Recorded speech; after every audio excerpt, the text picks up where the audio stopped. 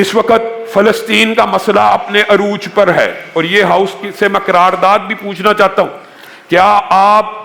اسرائیل کی ناجائز ریاست کو کسی بھی صورت میں، چاہے پاکستان کا وزیر اعظم کہے، وزیر خارجہ کے، ماننے کے لیے تیار ہیں؟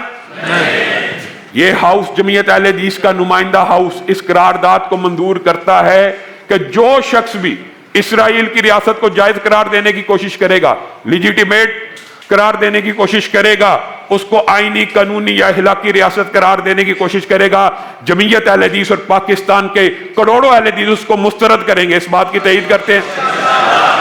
دوسری بات یہ ہے کہ انشاءاللہ یہ منار پاکستان کانفرنس بسلسلہ